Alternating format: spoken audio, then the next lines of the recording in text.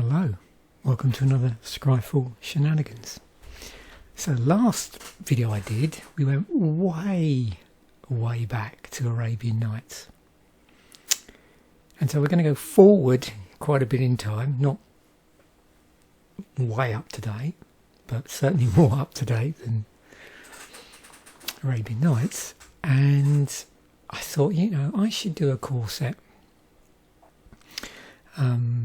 Long-term friends of the channel probably know, amongst many things that I have a bit of a soft spot for in Magic,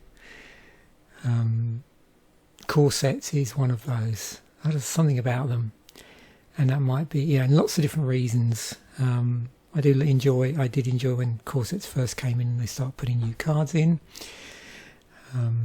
as of like M10, but also when suddenly, you know, in a core set you get something they didn't really have before. So what was it, 10th edition, we suddenly get legendaries, I think.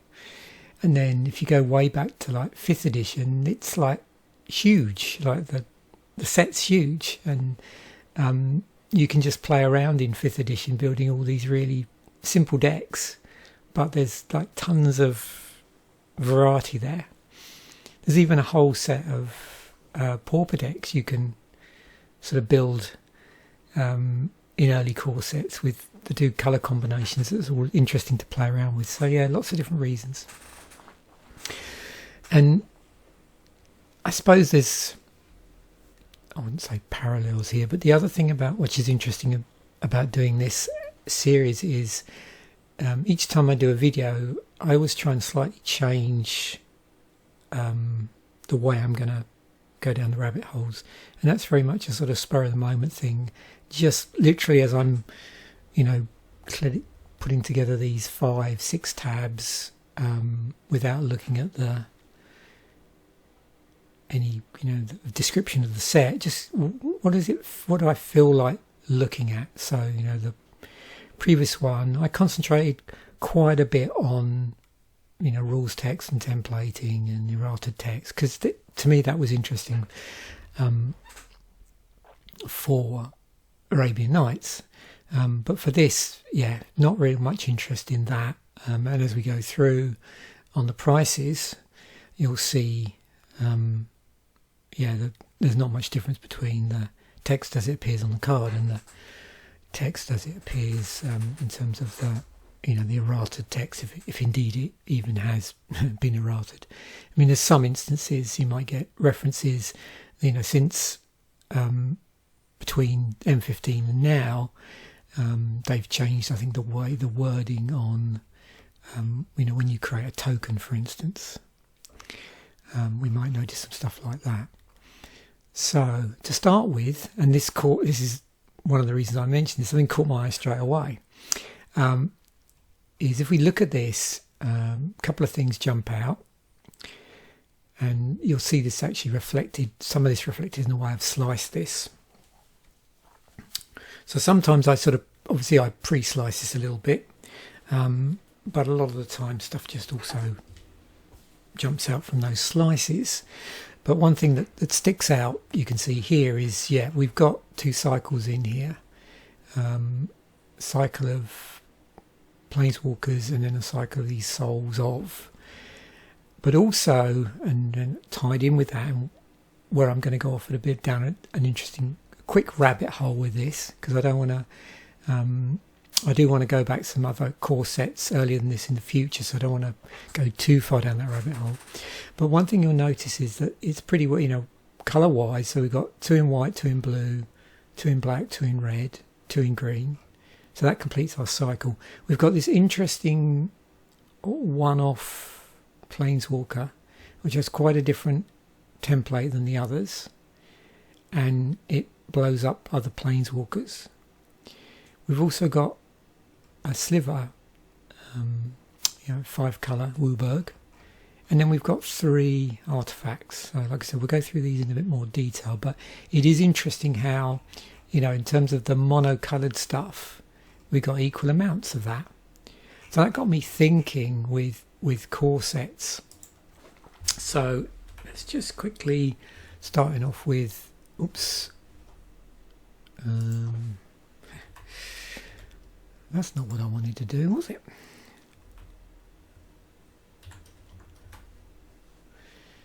I was curious, like what the, with corsets from M10 say, what the colour balance is like there. So here you can see, you got 2 in white, 2 in blue, 3 in blue, 3 in black, 2 in red, 2 in green, 3 in green, yeah. And then a couple of artifacts. So yeah, that was the first thing I was just curious about. So what do we got? 3 white, 3 blue, 3 black, 2 red, 3 green, and a platinum angel. And it looks like, would we say that so far one thing we are seeing, and again, I'm not going to go too deep down into cycles, but certainly we're seeing cycles of planeswalkers in the corsets.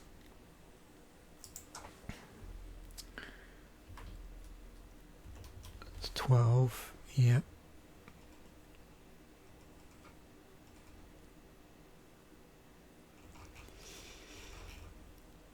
We got one of each here, white, blue, so 3 cards in white, 3 in blue, 3 in black, 3 in red, 3 in green. So this is equal there, so this is equally divided up. This had the Planeswalkers and the Titans in it. So when do we see the... So did M11, didn't it? So... yeah.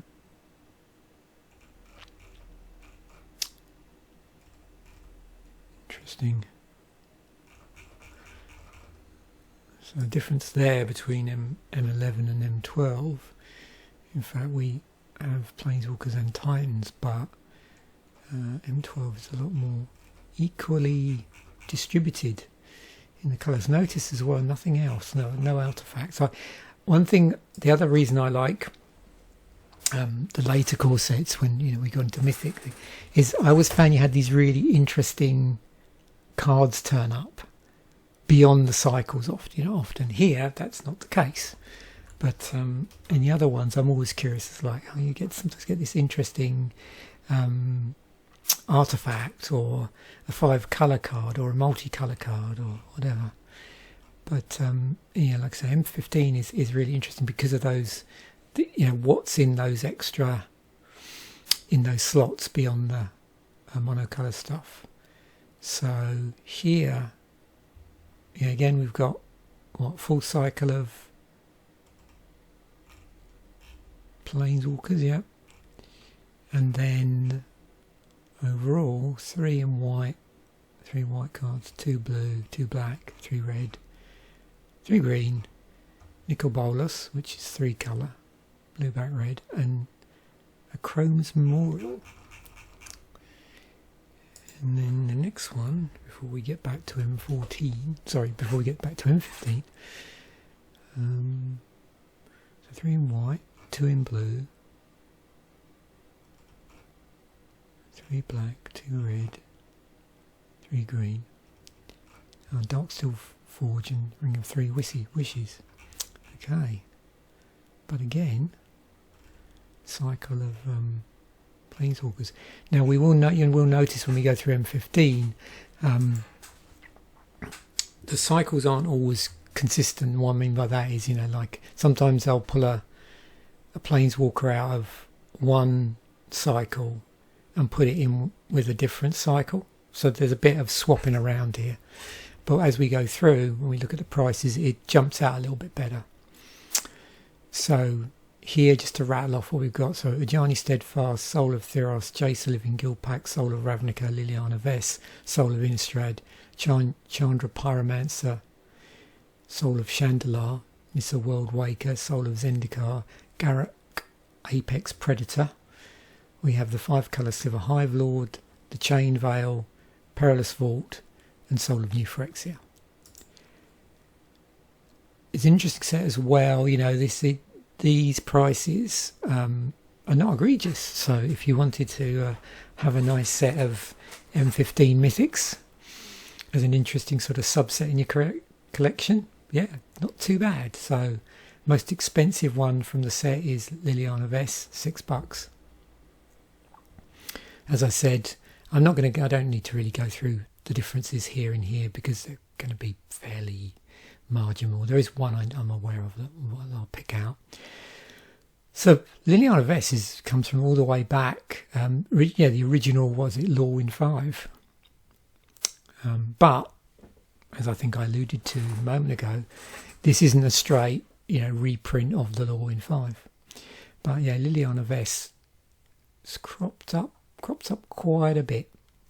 You get these interesting things. So there's a 2014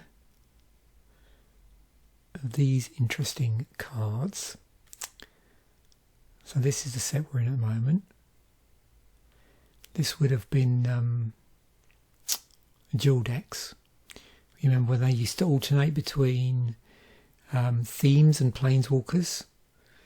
So it would go from, say, I don't know, being goblins versus elves, as an example, to one planeswalker versus another, and then they alternated over time. One of my favourite products, dual decks. I was pretty sad when they went away. And we've got the Secret Lair drop.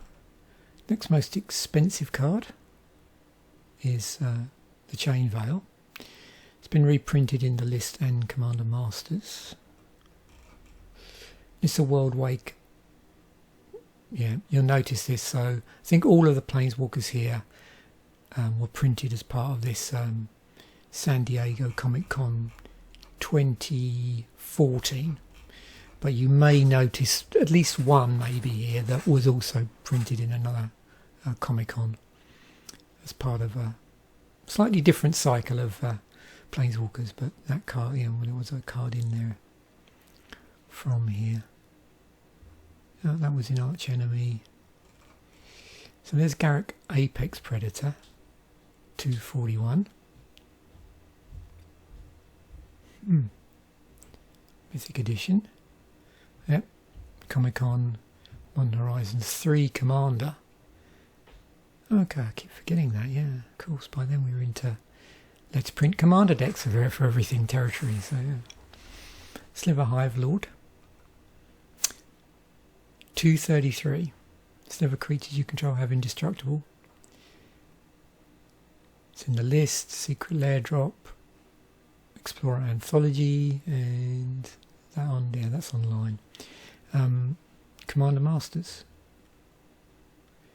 I can't remember whether the price of this has come down. I always thought that all 5-colour slivers were always pretty expensive, but maybe this was the one that wasn't. Yeah, not sure. But yeah, if you want a cheap sliver commander, there you go. M15. Ajani. Yep, Comic Con again. Magic 2015 Commander Masters. Secret Lair drop. Jace. So we're getting down into, well, here we're just still above $1, but now we're getting below $1. Yeah, this is another one that has. Now I've looked at it. I never really looked at these that much, but do they all have? See that? Just pointing on that. What do you think that particular card? Just the moment I saw that, for some reason, it just made me think of Hellboy, like the comics. And that sort of style, not quite the same, but that's the thing that pops into my head. I always find that interesting with, I don't know if anybody gets the same thing, but you get this sort of popular culture trigger, like sometimes you look at magic stuff and you go, that makes me think of Aliens or something else. Yeah, that makes me think of Hellboy artwork. I mean, I prefer the Hellboy artwork, but it just makes me think of it. Chandra Pyromancer. So that came from 2014. So you can see what I mean about the sort of inconsistencies here with cycles of Planeswalker, they sort of shuffle them about a bit. There was also, this was also part of Comic-Con 2013. I'm not sure when these started. I won't go down that rabbit hole, but if anybody wants to enlighten me in the comments, always a good opportunity to comment. Yeah, just see if you can remember when they first started appearing. That particular style of sort of, you know, I don't know even what you'd call it. Sort of greyed, you know, everything's dark. Apart from one bit.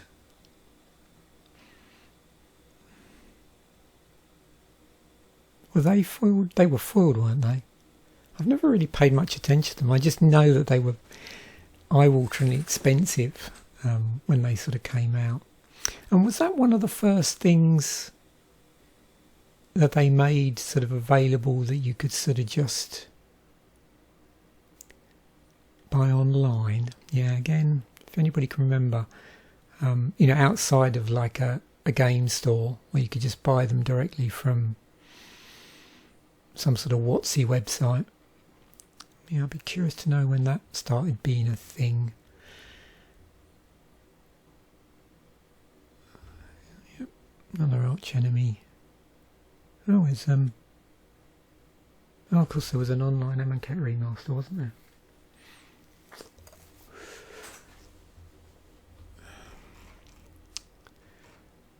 Yeah, now we're getting pretty cheap. So, Soul of New Phyrexia, that's turned up in Commander.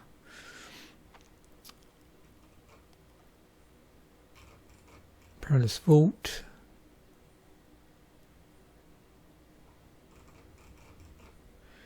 Soul of Theros, so we're getting pretty cheap now. Yeah, these are pretty... there's a lot of money, a lot of mana to invest in these. Mystery Booster 2, okay. Oh yeah, of course that's imminent, isn't it?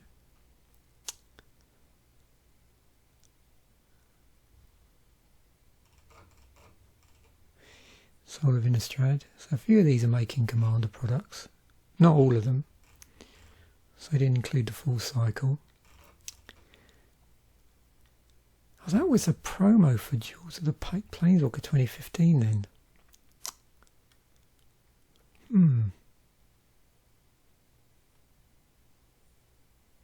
Did I? I can't remember if I got the code for that and got it. Maybe I've got one of those kicking around somewhere. I was pretty diligent in redeeming my Jewels of the Planeswalker codes.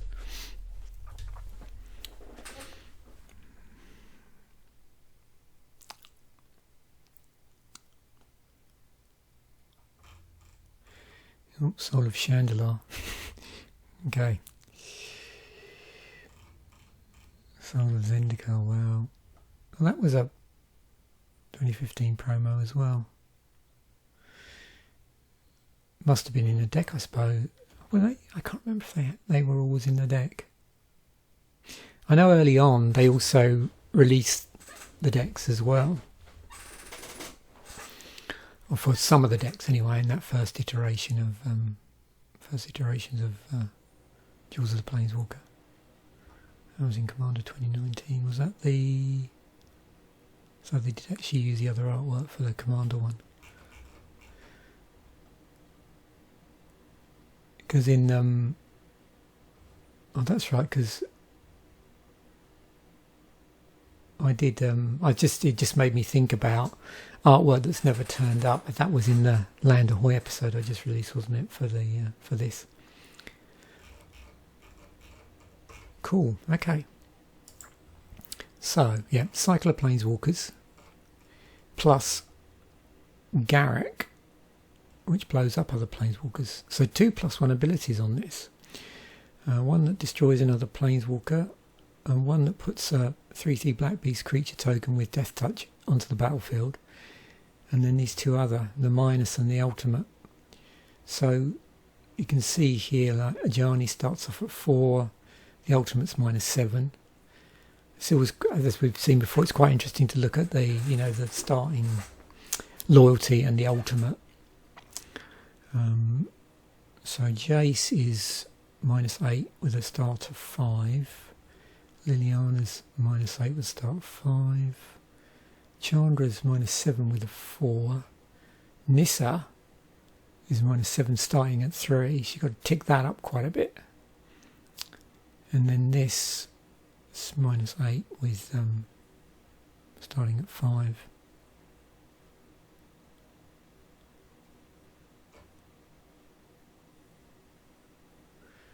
What are the -2s here? Counters. Bounce. Tutoring.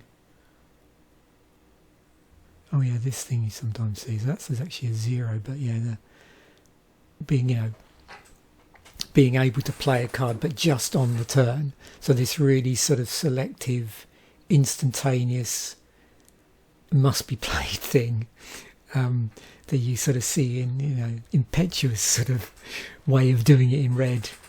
You know, exiling the top card of the library and you got to play it that turn. Oh wow, +1 up. Okay, so I didn't spot that. So this has got 2 +1s. Wow. Okay. And tap up to 4 target forests. Or target land you control becomes a 4/4 elemental creature with trample. It's still a land.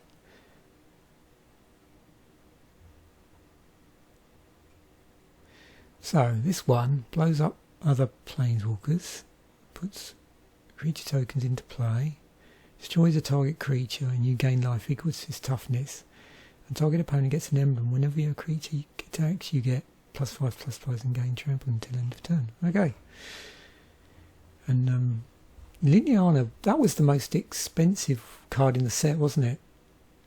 So we've got discard, we've got tutoring, but where it goes on the top. So, and then we'll see what that's tagged as actually. Put all creature cards from all graveyards onto the battlefield under your control. Oh yeah, I remember this because was this when I was putting together that graveyard? There was an episode of was it Commander Fodder where I took a theme deck and produced a few different iterations of the deck. I think there was a version where I sort of changed out stuff, and then there was a version where I used EDHRec, and I was looking for an alternate card for something which I wanted in there, and I'm trying to remember what it was, and this was a good suggestion. So I think the card was quite expensive. The card I was thinking of using. Huh.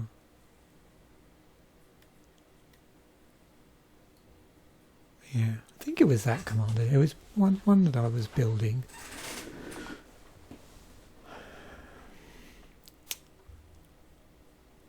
Yeah, pretty cool that one.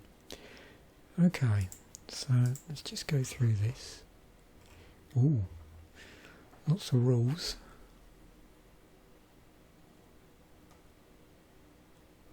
I'm going to go down a bit of a cube Cobra rabbit hole as well. Okay, so yeah, part of a cycle. So damage prevention planeswalker, of which there are 26, well, including the emblem. So damage prevention for planeswalkers. What's this? Oh yeah, okay.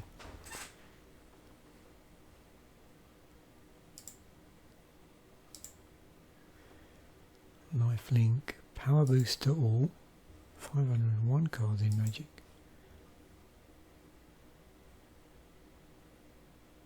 Okay, so that's one of those planeswalkers with a like a static ability on it, and then 2 abilities.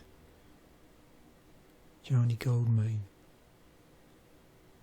Yeah, that's another thing you often notice is, you know, there's a bit of a sort of shuffling around and tweaking of some abilities where it's close but not quite the same. on some.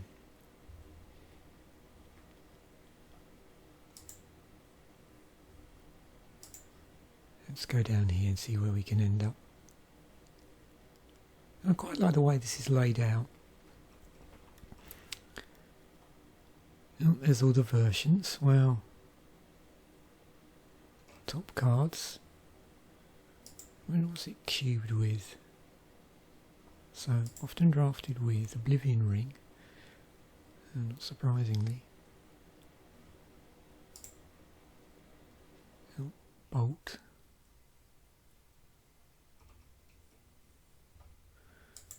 The synergistic cards. Cool.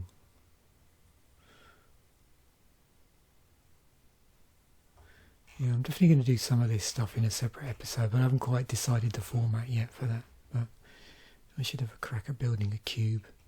But at the moment I'm just going to probably look at the synergistic stuff, because that's always interesting. I like the pop-up's pretty good on this. It's not the resolution's not too bad on the pop-up actually. There's a legendary enchantment creatures. Jace the Living Guild Pact. Oh.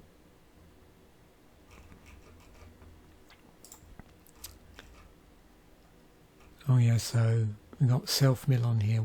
One-sided wheel. Whirlpool, which we've looked at before, which is this idea of wheeling to the library. There's a gold time twister. Banned in Legacy, restricted in Vintage. There's all your... Yeah, whenever I see a classic card, I can't resist.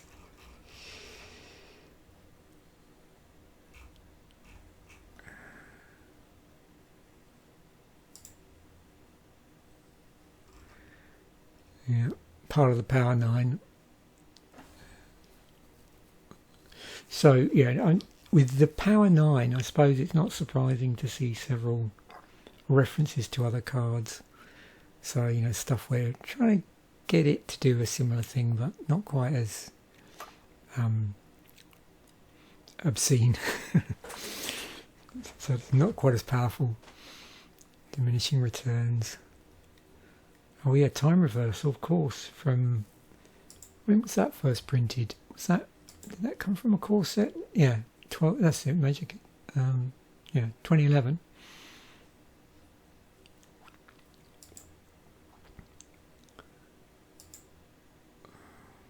What's this?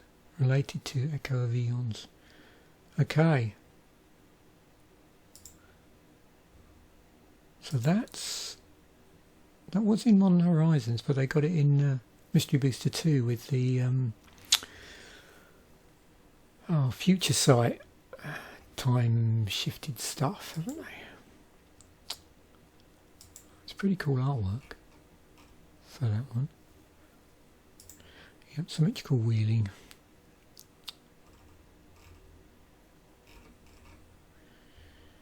Oh, yeah, these miracle cards.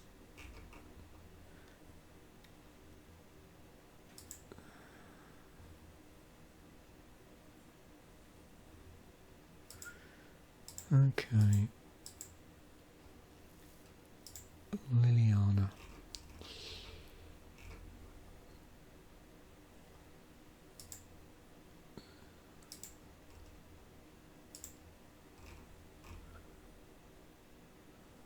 Yep.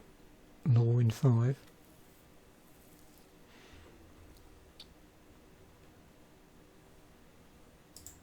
And there you go. Why not? Oh, okay. So they've reprinted that in the new Mystery Booster. Looks interesting, doesn't it, with the white borders?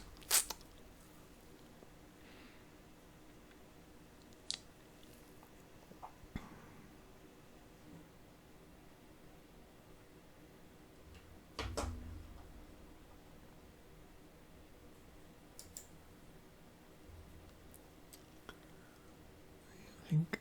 Oh, that, yeah. Rise of the Dark Realms was the other card I was trying to think of. How much is that?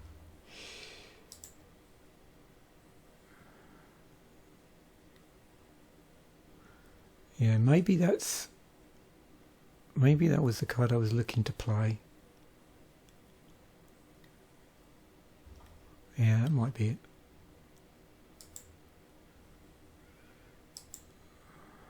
Possibly.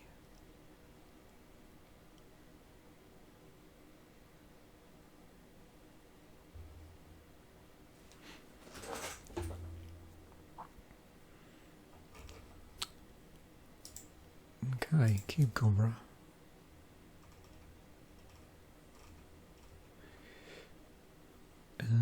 Speaking of aliens. Oh, this is cool actually. I'm sorry it's taken me so long to start going into Cube Cobra. I do apologise. I should have gone in. I like this view it gives. This is cool. Blood Gift Demon. Wow. Oh. Yeah, we got to do some Cube episodes. Don't know really where to start. The trouble with me is I just love cycles so much that I might end up using that as a bit of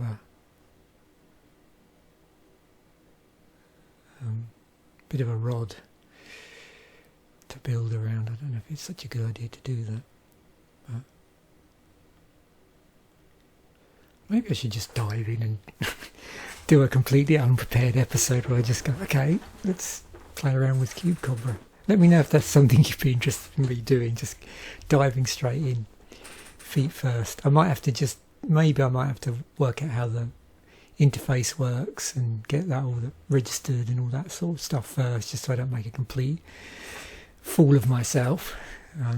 But yeah, if you want me to just dive in and start using this fairly unprepared, then let me know. Oh, this is cool. It's got play rate. Wow. Awesome. Yeah, we need to explore this, don't we? I think that's a given. Right. Chandra. Moving on. Oh, okay. Why have we got so much stuff here? Probably are we doing something wacky with copies? Oh yeah, we got this business going on. I think we've seen this before, where you get this and all hell breaks loose rules-wise sometimes.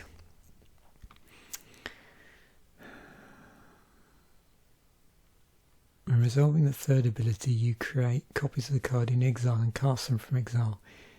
You can cast 0, 1, 2 or all 3 copies. The card itself isn't cast. It remains in exile. Okay. Yeah, and lots of stuff about that.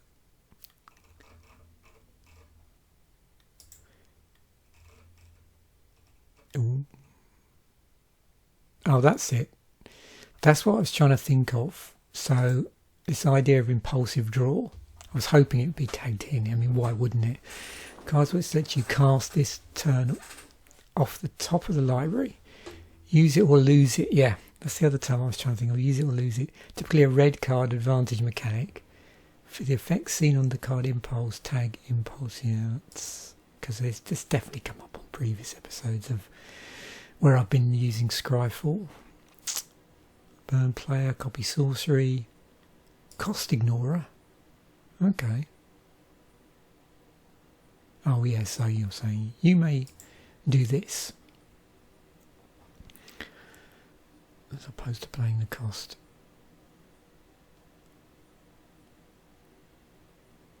Are you paying the iron price? I can't remember what was in Game of Thrones. What was the iron price? What's that?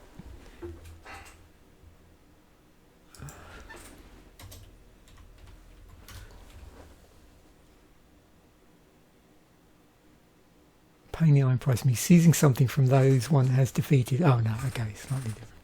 I thought it just meant, pinching stuff. Well, I suppose, yeah. But they've been defeated. Okay, slightly different context.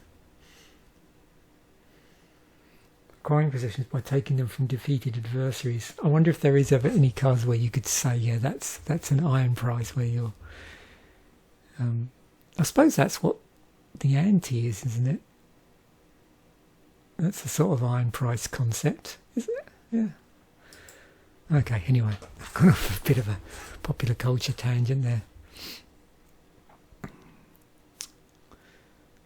Actually, by the time you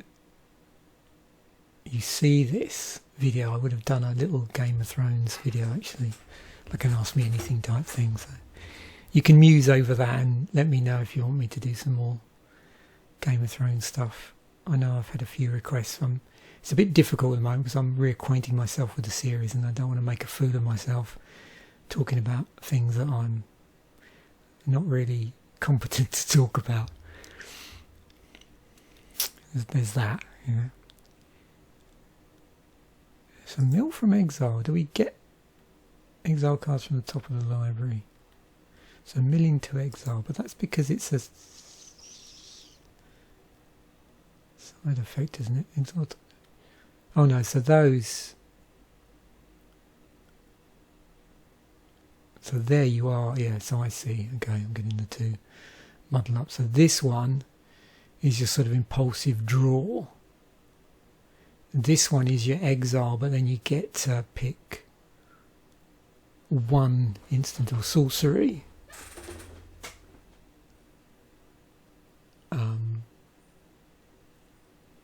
And then copy it, what, 3 times? Yeah, okay.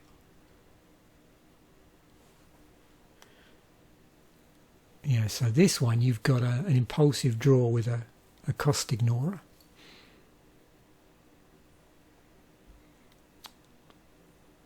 And this one you're doing mill exile, but it's combining up with a free cast another. And cost ignorer. Can I choose? You cast copies without paying the mana costs.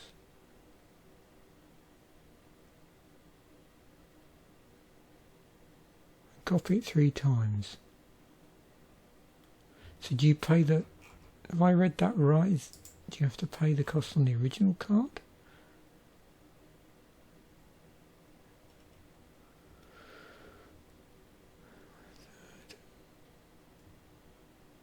Exiled.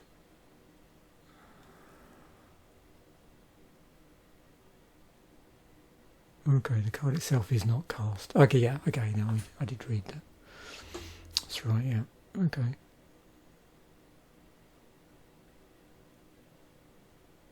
You can pay additional kicker costs, you can't pay alternative costs.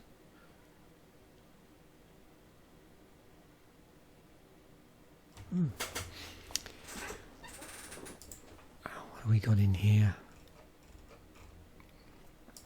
Synergistic. That's Bonfire of the Damned.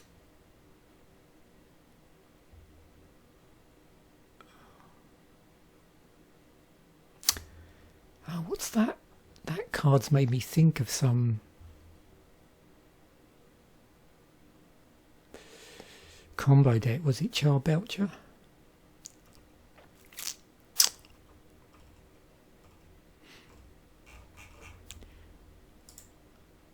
You can... Oh, this is... Oh, yeah, I like this. Oh, dear. Now we've really gone down a rabbit hole.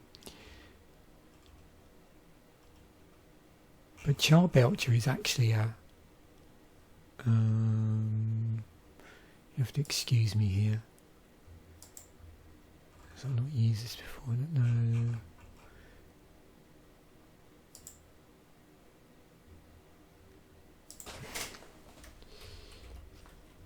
Does it have autocomplete?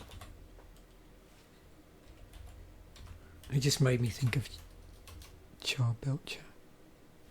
Goblin Charbelcher, that's it. Go on. What's the combo for that? What do we got? Reveal cards from the top of your library until you reveal a land card. Goblin Charbelcher deals damage equal to the number of non-land cards revealed this way. That's right, isn't it? You just fill the deck with... hang on. When child belted, damage equals the number of non-land cards revealed this way to target creature or player. If the revealed land card was a mountain, just double the damage. So you do go back into the library.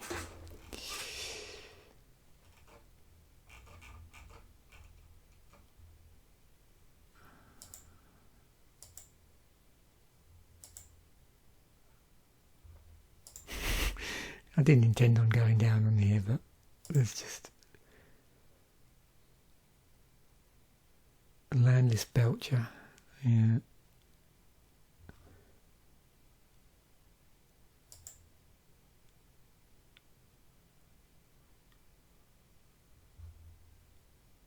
So you can see, maybe I don't think I've done it yet. Maybe I need to do a deck musings episode on Goblin Child Belcher.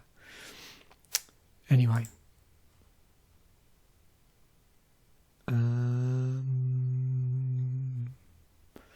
back. There we go. Nisa. Yeah. So refund. Immediately get mana on top banner. Okay, so 240 cards in Magic with refund. So you've got regular things like Tutor Land Basic, Untap a Land, Synergy with Forest, Animate a Land. There's quite a number of cards that do that, including Animate Land. Not surprising, cards that can turn other non-creature lands into creatures. So that would be cards that do that to other creatures. I'm assuming here we don't have any land that do that, because it's stuff that animates other land. I think, let's have a look, just see if there's any. Yeah, no, that is right, I did get that right. Okay, so let's find that. Animate land.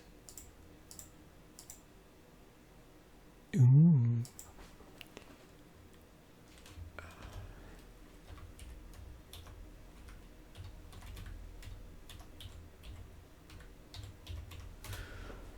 We're going off in all directions here.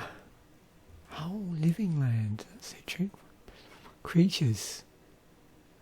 Now they can be enchanted, killed and so forth, and they can be tapped either for mana or to attack. The living lands have no colour, and they're not considered... Okay, that's interesting. Green cards. So what's the cheapest version of that? 4th edition. Did they ever do different artwork? No. There were some black border ones. Oh, we really have gone off of a side tangent here.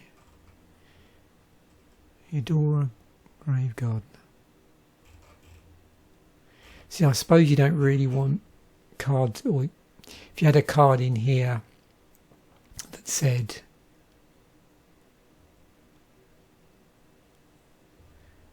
did that get errated? Because the green thing's pretty critical. Living lands have no colour.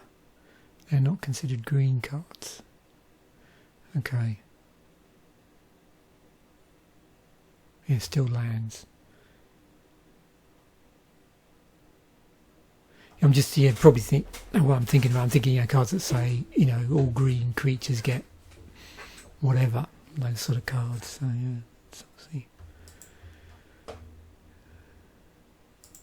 Something to consider. Cube Cobra.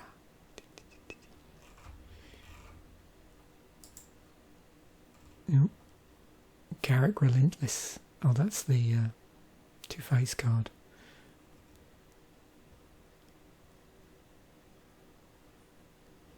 Wolfbar Elemental. Yavimaya Elder. Yeah. Some cool stuff here. Lotus Cobra. Oh, Elves of Deep Shadow. Wow. Master of the World Hunt. Where was that printed? I have a copy of that somewhere. I think I might.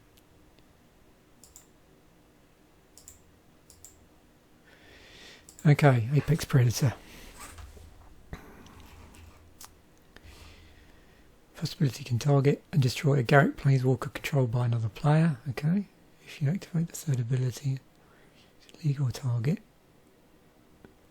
The emblem's ability won't trigger if a creature attacks a Planeswalker. Okay. This emblem is owned and controlled by the target of the ability that created it. In a multiplayer game, if Garruk owner leaves the game, the emblem does not. Good to know. Yeah, it's good to know that about sort of emblems and what happens in multiplayer. Is there what? Oh yeah, overrun ability on here because of the trample. So yeah, affects the grant trample and plus P plus T, of which, not surprisingly, overrun is one. Aikido affects that turn your opponent's strength against them. 4 loyalty abilities. Okay, that's handy. I did wonder that. So yeah, these are the Planeswalkers with 4 loyalty abilities. Awesome. Oh, I'm enjoying this episode. Hopefully you are too. Jace the Mock. Oh yes, Jace. Wow, this thing. Yep. World Wake. Oh, there was one from the pre-release challenge as well. Garruk the Slayer. Right. There's 20 on there. Oh, it's an oversized one. I'm thinking, wow, that's a bit crazy. So yeah, it's a pre-release thing. Oh yeah, Nicol Bolas.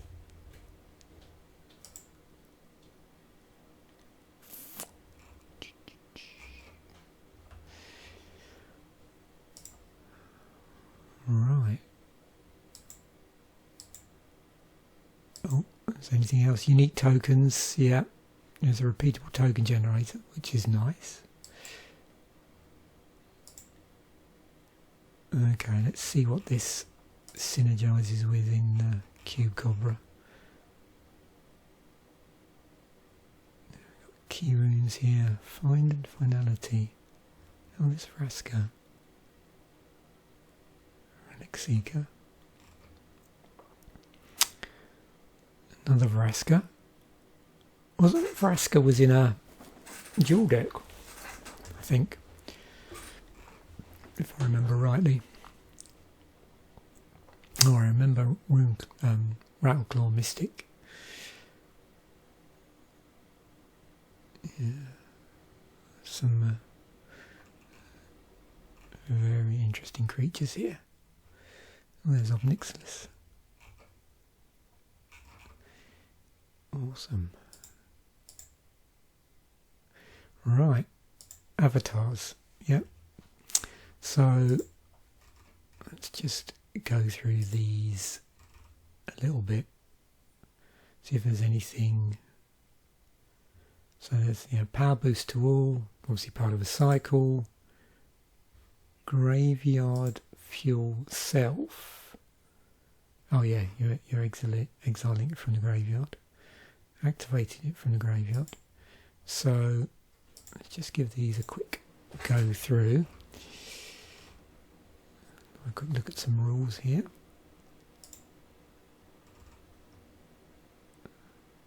Okay, so yeah, they've all got that thing there. Synergy colour each. 35 of those. Chromatic aura. Oh yeah, that card. Wow, look at that. You may spend mana as though it were mana of any colour. 7 to cast, and you've got this ability to add 5 colourless. Okay. Yeah, that's a pretty old card, isn't it? Is that? Or is that? Am I thinking of something else? Maybe I'm getting muddled up. No. Yep. No, I was right. Different artwork there.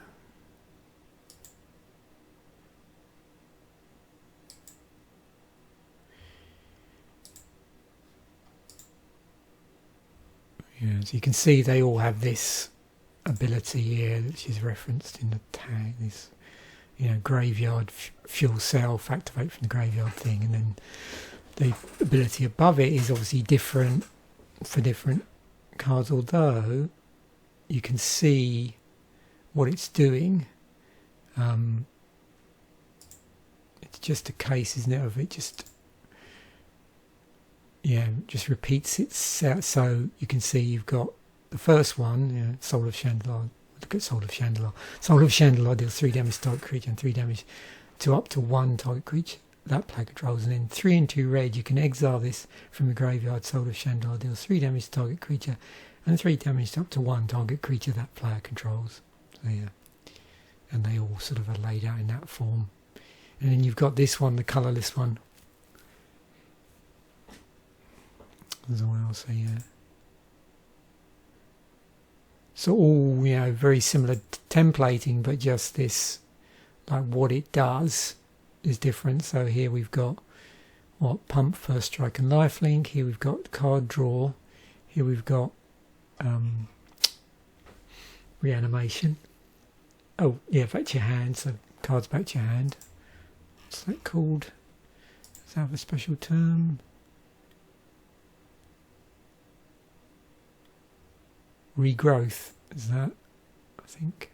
Yeah. Regrowth.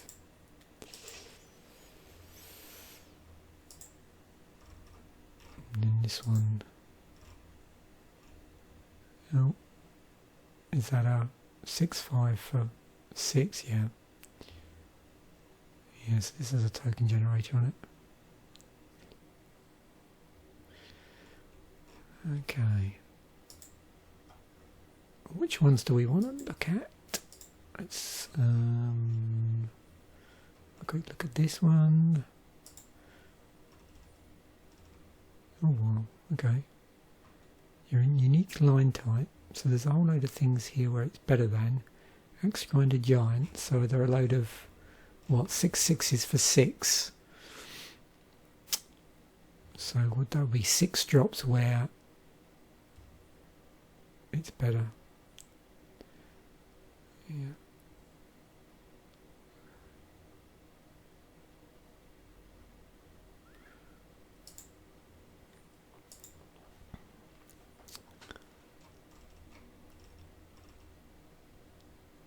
Interesting.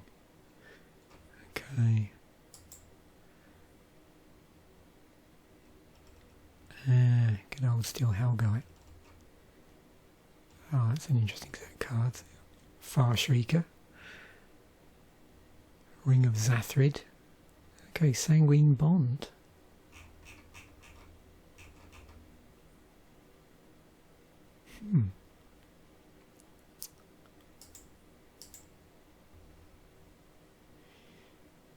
There's another one here, Irene. Let's look at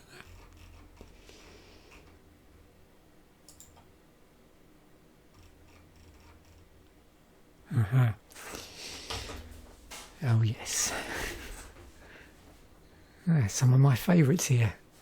Doomblade, Vampire Nighthawk, Reassembling Skeleton, Shriekmaw.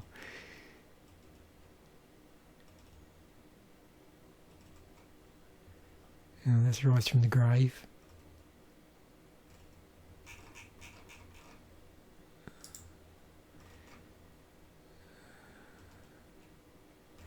Oh, of course, Doom Necromancer. Now that was from, it was I remember this being reprinted in 10th edition, because I think the artwork's on some, I don't know if the artwork's on a booster or on the outside of some product I had, I'm pretty sure.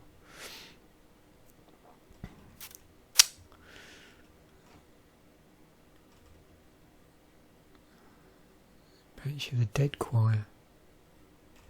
Oh, there's Sanguiomancer and Corpse Connoisseur.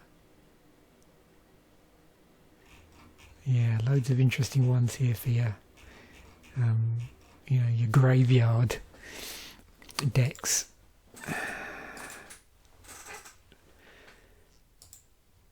Ah, Sliver Hive Lord.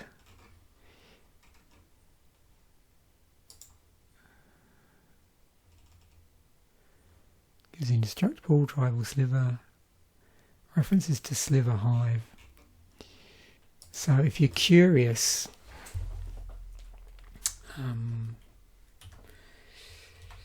so 5 colour type sliver. So of these 5 cover slivers, you can see, yeah, they're all legendaries. It's interesting here. It says the legend rule does not apply to slivers you control. Each sliver creature card in your graveyard has Encore X, where X is mana value. Encore 5. Exile a card from graveyard for each opponent. Create a token copy that attacks the opponent this turn if able. Against haste, sacrifice at the beginning of the next end step. Activate only as a sorcery. So let's put this in sort of age order.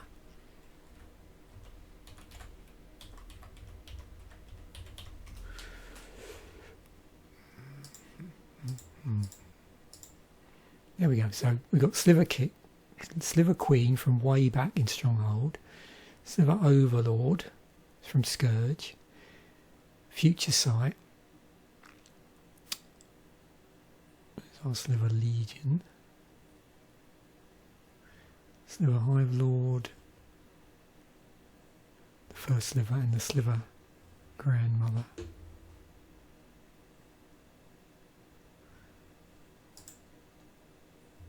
Yeah, that was from M15. So I remember at some point, let's just do that, these being quite pricey.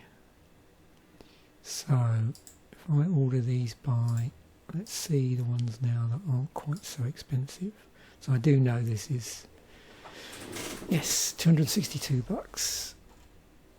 Sliver Overlord. Now this was reprinted in the... So this was weird because I can remember when this deck came out, this premium deck, which is the all foil one with the special foiling. I don't remember, these weren't particularly flying off the shelves. I mean, my copy that I bought, I think might have been languishing in some comic store or game store somewhere, and I just snapped it up for like, you know, regular price. I don't remember playing anything over the odds for it at the time. I think I had to go back and sort of retrospectively purchase it because wasn't it one of the first ones that came out, maybe? Not sure. Anyway, and I have been through these, but yeah, so that I think the price of this suddenly started shooting up. And Sliver Legion from Future Sight, and the first Sliver from Modern Horizons. So I do remember for a while I think this being, yeah, this is interesting because I mistakenly thought this one was quite expensive for some reason, but maybe not. I always used to think this was the cheaper of them all, the one with Cascade on it, but yeah. Anyway, so now it's this from Commander Masters.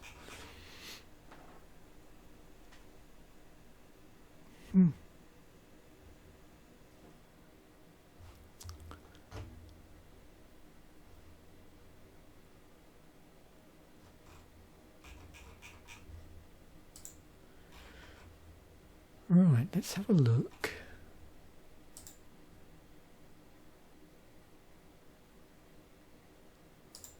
Through here.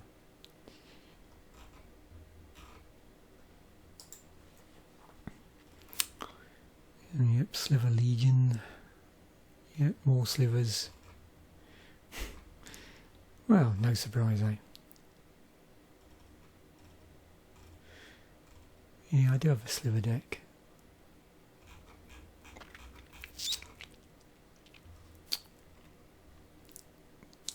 I mean, beyond the, you know, I'm not referring to a pre-constructed deck. I'm talking about the one I built.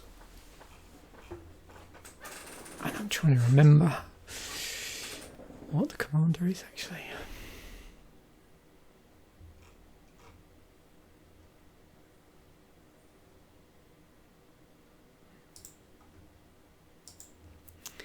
Right, Chain Veil and Perilous Thought Vault. I nearly said Perilous Thought. Perilous Vault. Okay. Synergy with Planeswalker. Yeah, so at the beginning of your end step, if you didn't activate the loyalty ability of a Planeswalker this turn, you lose 2 life. 4 tap for each Planeswalker you control. You may activate one of its loyalty abilities once this turn, as though none of its loyal abilities have been activated this turn. So it's a pretty interesting card. Related to Anarchy Catacomb.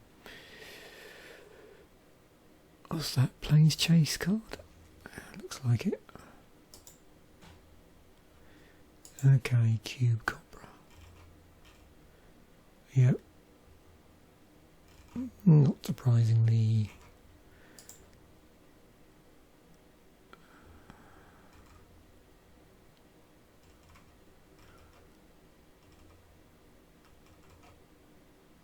So if your deck has a, is it called Super Friends, where you have a deck with lots of Planeswalkers in it? So if your cube has that particular archetype in it.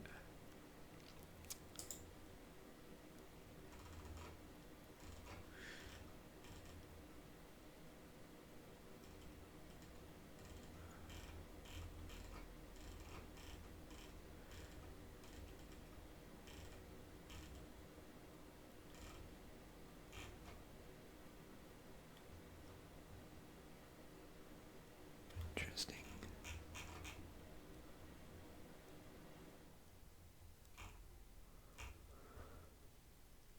It's preordained. Bolt.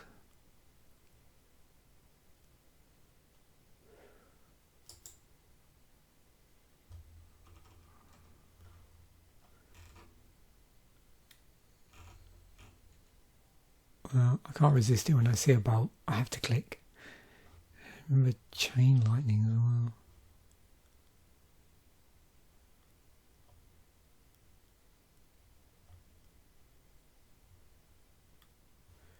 Do they actually have... let me just go in this way around. I probably looked at this, I know I looked at this last week, but I can't resist. Or recent, say last week, one of the more recent videos. Was I trying to work, I think I was trying to work out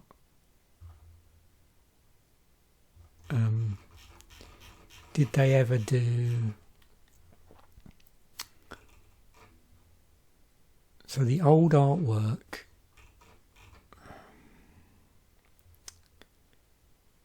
okay,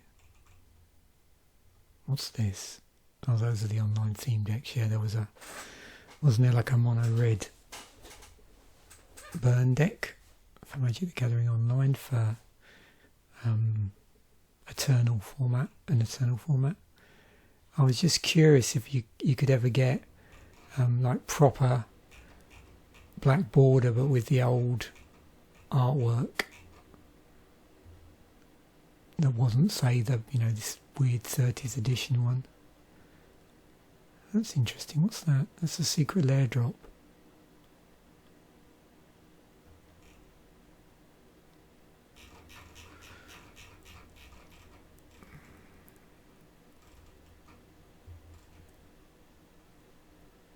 Speed down deck. Anthologies. That's 4th edition. Okay.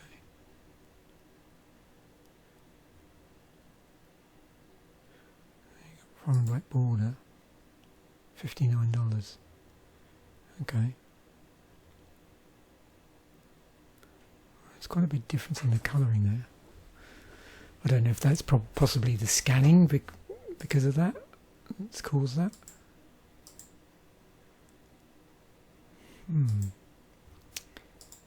Perilous Vault. I do like the artwork on this. Oh, okay. That's interesting. Yeah, those retro artifacts, of course. Sweeper non-land exile. Exile all non-land permanents. Okay. Let's have a look.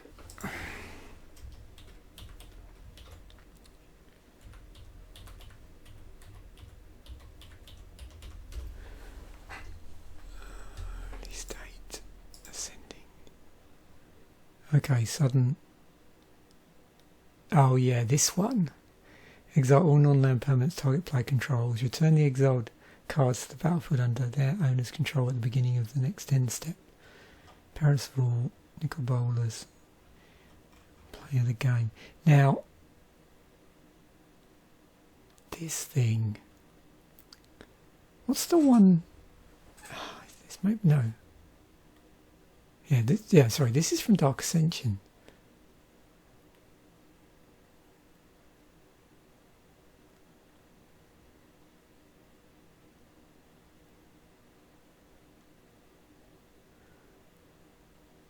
This is probably one I'm thinking of.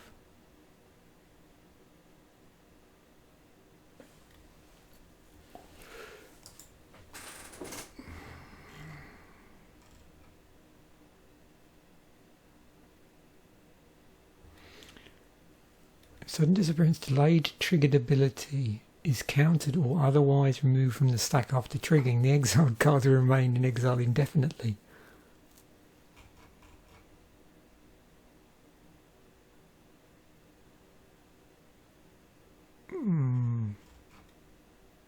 Interesting.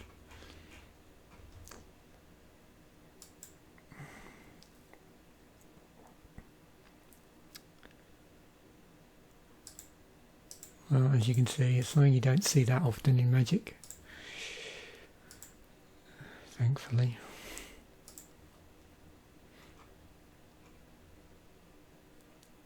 And it's also pretty high costed, executed. Let's look at this, see what we've got. Oh! Sad Robot. Oh, there's Mind Stone. Oh, yeah. Talleyrand. Oh, this stuff makes me smile. Platinum Imperion. What was that first? That was from Scars, wasn't it? Yeah, I think I do prefer, for some reason, the original artwork.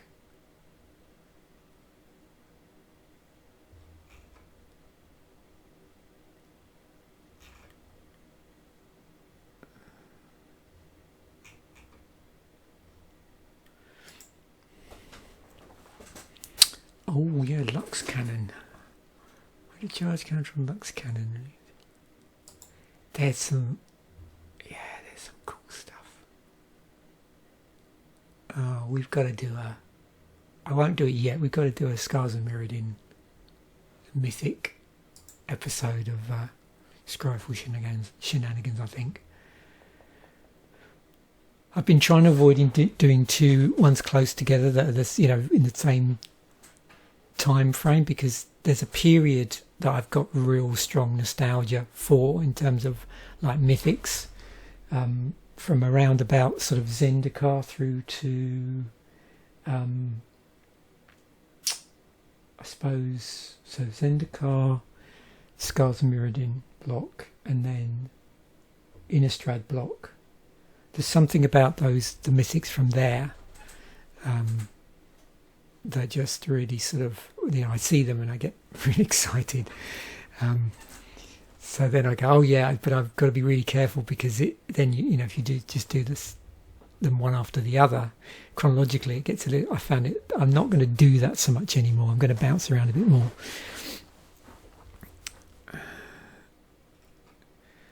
But yeah, at some time I'll have to bounce back to Scars of Mirrodin. But it doesn't seem that long ago that I did Zendikar, so I'll wait a bit. So I'm trying to do this sort of bouncing backwards and forwards for different things. So my tendency, I suppose, because mythics are going to be in anything after not Lorwyn, sorry. When did mythics first appear? Because there weren't any mythics in Lorwyn, were there? Oh dear. Yeah, I should know that would be. Was it M10? Was when they first appeared.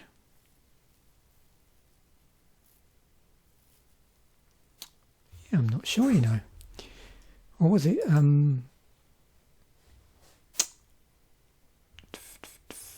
well, there is an easy way to find out.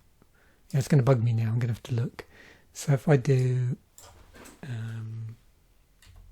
rarity mythic,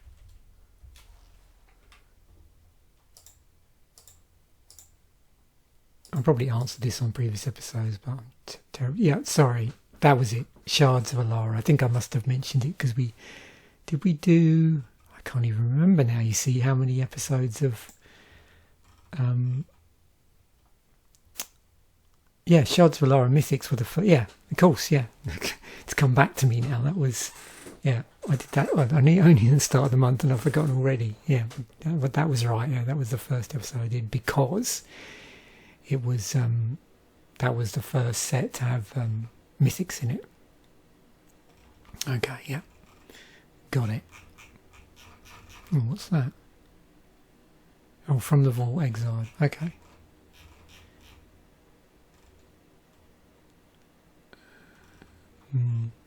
I'm tempted at some point to do a From the Vaults episode, but I don't know which one to do actually. Sometimes they can look a bit weird because they were foil, so yeah, but definitely think about doing that. Anyway, back to Perilous Vault. Oh, there's Khan Liberated. Consume the Meek. Prismatic Lens. Yeah, there's loads these. I know they're great. They always just fascinate me, these cards, when they put them in a set. You get these artifacts like 2-drops. They generate mana of any. They generate colourless mana, and then you can use them as a filter.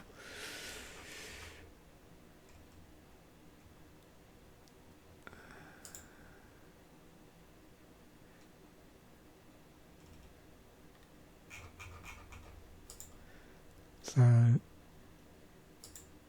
Yeah, we've really gone off on a side tangent here, haven't we? But I can't help it. Yeah, so they've got things like Celestial Prism.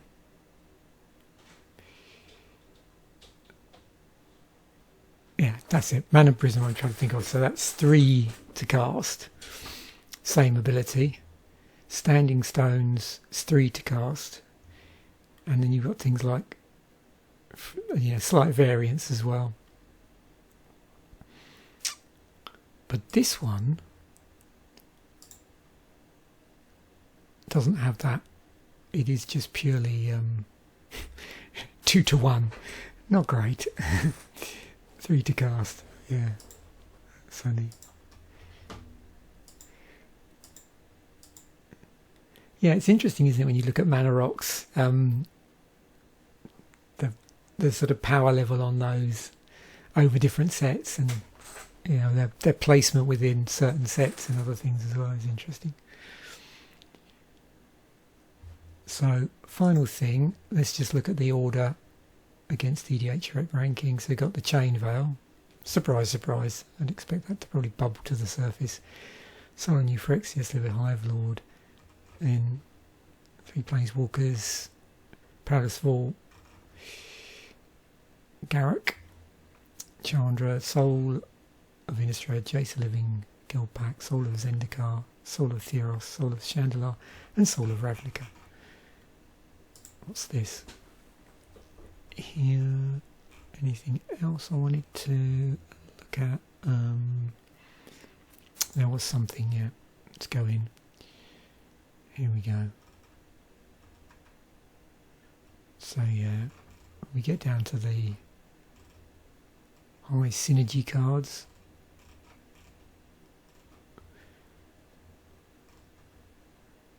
You've got various planeswalkers and other cards.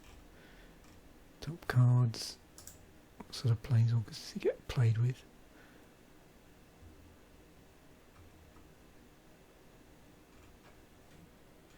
Yeah, EDHRec is just so good because you get all the prices on here as well, so that's really helpful if you're trying to put a deck together.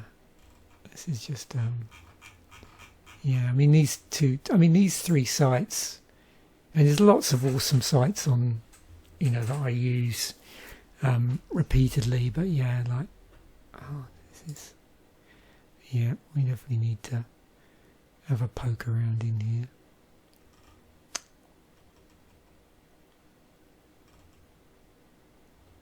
Oh, okay.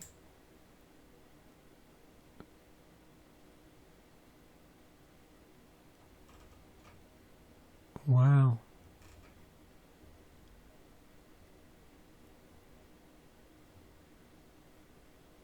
That's nice.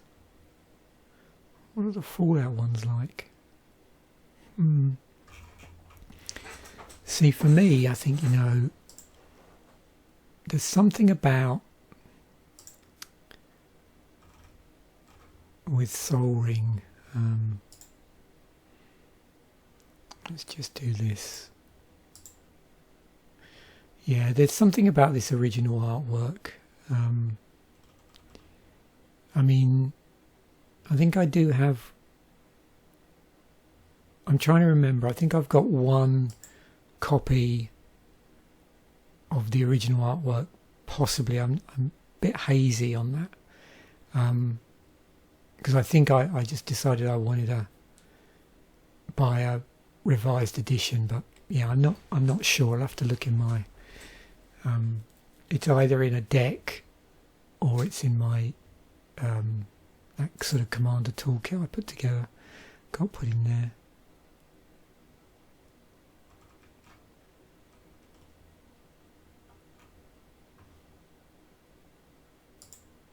See the gift for, yeah. But I was always curious as to whether they ever reprinted it, you know, old art style artwork in, you know, new borders. Let's not dwell on 30th edition, shall we? Yeah. Less said about that thing, the better, I think.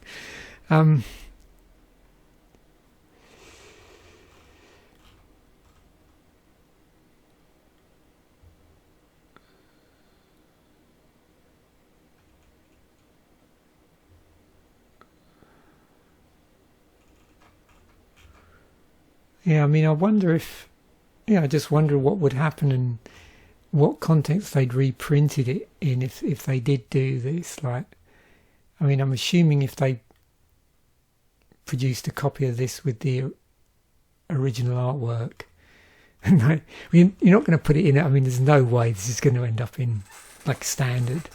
But I'm just thinking, like, is there any product out there? I mean, they must have been tempted. You know, when they created the, what set was it? There was a commander set, wasn't it, where all the, was it the deck was, yeah, this thing. So I wonder how tempted they were to put, maybe they don't have the rights to the original artwork, but they did, yeah, well, again, 30th edition, I don't really want to talk about that much. That's the only time. It's funny, I don't normally get that irritated with Magic product because I don't buy it anymore, and I don't, you know, I don't get too upset, I suppose. But that was the one product where, yeah, I just detested the idea of it. So it's like, quickly move on. There's probably been other product as well, but yeah. So I'm just thinking like, how tempted were they, if they could, to have when they printed these Brother War Commander ones, to put the old school artwork in it. Oh, they would have, would they have just flown off the shelves, I reckon?